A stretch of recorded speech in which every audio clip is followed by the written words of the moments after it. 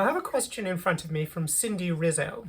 And Cindy asks, does Israel have the offensive and defensive weaponry, as well as the amount of military personnel, to sustain wars or conflicts with Iran, Hizballah, and the Houthis, while still dealing with what's going on in Gaza? This is an enormously complex question, and I'm going to pick it apart a little bit. First of all, does Israel have is perhaps the most important part of this, and we'll come back to that, and I'm going to take that point last. What does it mean for Israel to have weapons to use? Offensive and defensive weaponry. If Israel finds itself without enough offensive weapons to continue operations against Iran, enough precision-guided munitions, for instance, to drop on targets in Iran, Israel can pack up and go home. And if Iran wants to continue the fight, if Iran wants to continue shooting missiles at Israel, I suppose Israel might say, you're welcome to keep shooting, but we've got defensive weapons, we've got anti-ballistic missiles in particular that will enable Israel to continue to defend itself, even if it chooses to cease offensive operations against Iran. So it is worth separating those two, although sometimes it's difficult to tell what is and isn't an offensive or defensive weapon. So that is a worthwhile distinction to draw in this case. The United States, for instance, is in the awkward position of having attacked Iran, and Iran has closed the Straits of Hormuz, which means that the United States might need to open the Strait of Hormuz before leaving theater. And if the United States leaves theater with Iran in possession of a Strait of Hormuz closed to shipments of oil or other goods that were settled or will be settled in dollars, while being open to transfer of oil and other goods that are settled in renminbi, we might find the United States having suffered a significant strategic defeat in the war. But that's outside the scope of this particular question. I'm just trying to make the point that switching off offensive operations against Iran does not mean the war is over. The number of military personnel is a question, a minor question in this case. I'll come back to that. Wars and conflicts with Iran, Hizballah, and the Houthis, and dealing with what's going on in Gaza, those are a war, a complex war, but a war, by which I mean that Iranian proxies in Lebanon, Yemen, and Gaza have been fighting against Israel. Israel's been fighting with them, but those are not separate wars. And I think it's important people recognize that although there is a ceasefire in place in Gaza, that does not mean that that war is over. Ceasefires do not mean that a war is over.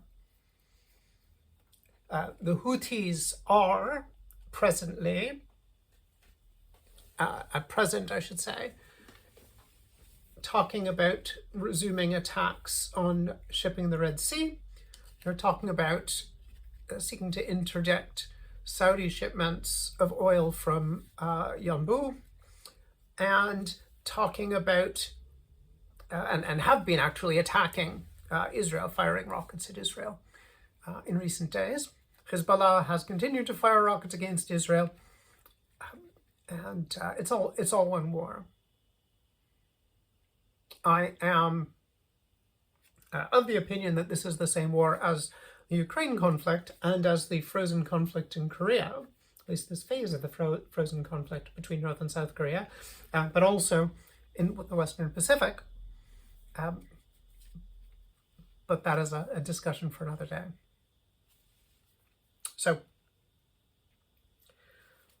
as the war continues, the Israelis and the Americans have been, to use the jargon, servicing target packs, that is, attacking targets in Iran in a lot of depth. That is, they've been going deep into the Iranian state, into the Iranian government and Iranian structures in order to ensure that Iran is dysfunctional from an offensive operations point of view, that's a terrible way to put it, is not capable for a long period of time of conducting offensive operations against Israel or against American interests in the region, including American allies in the region, American partners in the region. And as the war continues, as stocks of precision-guided munitions get lower, one of the difficulties is that both sides have the opportunity to continue operations, but with increasingly less sophisticated, less precise munitions. The United States has been moving more B-52s into the region, who will, I think, be taking up some of the attack slack from the B-1s and the B-2s by using gravity bombs with precision guidance packs on them, rather than using more expensive systems like missiles, like Tomahawk land attack missiles. So when we talk about having enough, and the word enough wasn't in the question, but it was implied, when we talk about having enough, one of the opportunities available to the Americans and the Israelis both is to use less precise weapons and to use gravity bombs with guidance packs, and then if the guidance packs start to run low, just using gravity bombs that are not precision guided. Which brings us to the question of have. Does Israel have? The United States and Israel have, since the 1980s, had an agreement called the War Reserve Stocks, or War Reserve Stockpiles, Allies, Israel, WRSAI. And this used to be a comparatively compact set of stores that U.S. Army Europe, usurer, used to keep in Israel for potential use during a regional conflict. The stocks have increased over the years, and the terms required to move stocks out of a U.S. warehouse in Israel and give the stocks to the IDF, which used to be fairly strict. Congress had to authorize, or in an emergency, the president had to authorize to a certain value. Those have been relaxed significantly in recent years. During the Biden administration in particular, the Biden administration and Congress relaxed the requirements for congressional or presidential authorization to transfer U.S. stocks held in Israel to Israel. And the value of those stocks was increased during the Obama administration and increased again during the Biden administration. During the Obama administration to $1.8 billion worth, and in, I believe, the Biden administration to just under $4.5 billion worth. And there was a lot of design work done to ensure that anything the Israelis were likely to need in a hurry would be exempt American controls. The Israelis could basically just roll up a truck, say we'll have a big stack of as it happens, precision-guided munitions, and the U.S. would be able to hand it over without a presidential authorization and without a congressional authorization. So this means that in the usual course of events where Israel were fighting a war in the region and the United States were not, Israel would be able to draw down a fairly massive supply of American weapons, pay for them in due course, possibly pay for them in kind, and not worry too much about logistics. Potentially, because the United States is a co-belligerent with Israel in the present war in Iran, the United States might have a call on those weapons. But we have seen that the American air bridge to supply theater, including supplying aircraft operating against Iran from the United Kingdom and Diego Garcia, are being serviced by a lot of supply runs. A lot of cargo aircraft are flying to the UK and to Israel, presumably to elsewhere in theater. And in fact, I say presumably, we've seen them flying to the Gulf monarchies, and I assume to Diego Garcia, though I have not seen data about that. Which suggests to me that part of the planning for this operation may have involved the United States making clear that they would not need to draw down the war reserve stocks allies Israel, and that the Israelis could have free rein and use those effectively as Israeli supply depth. This is important because, Cindy Rizzo, this means that Israel has got more supplies than one might think, because they have their supplies plus American supplies.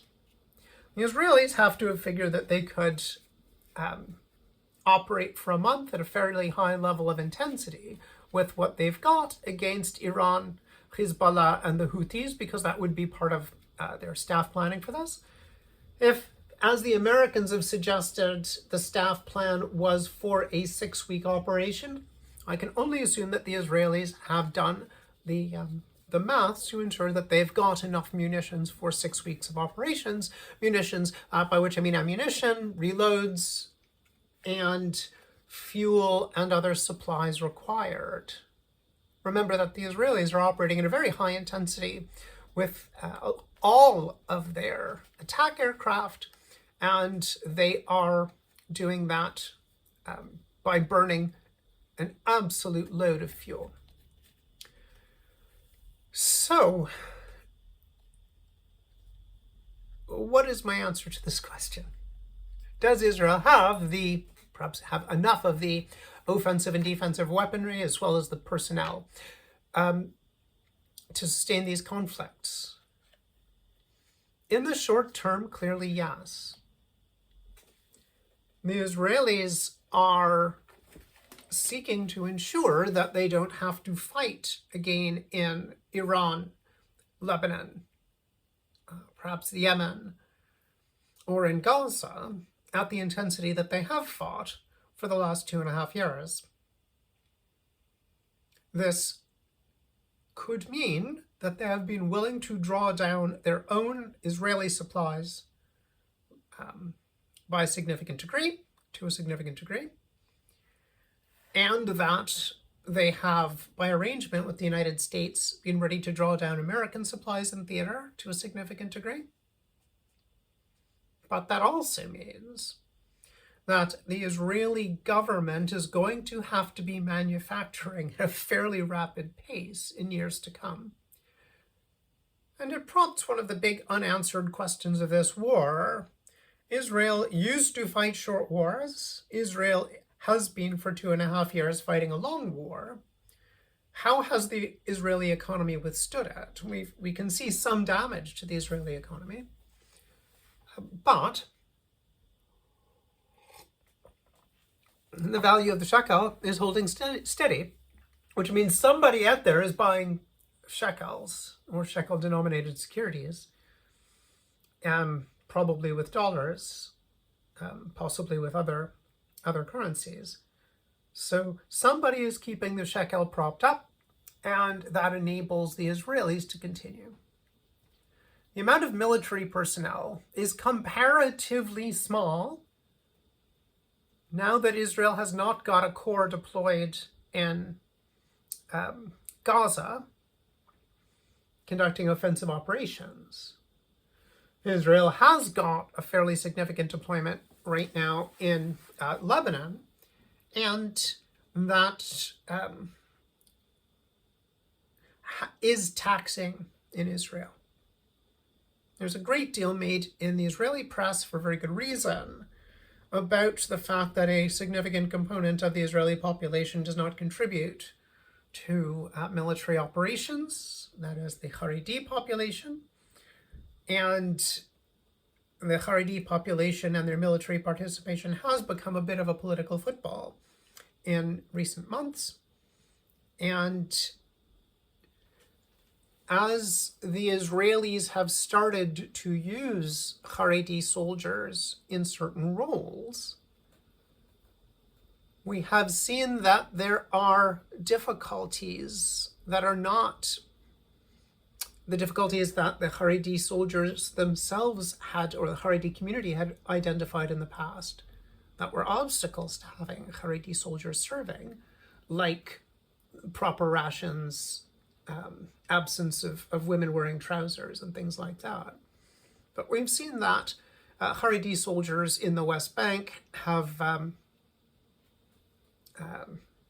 not been gripped by their officers, and that they have been moved elsewhere for retraining.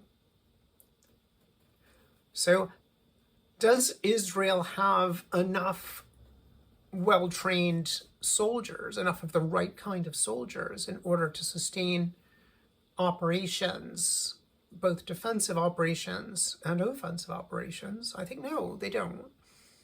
And that's why they have had to take some risks by bringing in a population that they previously considered unsuitable, and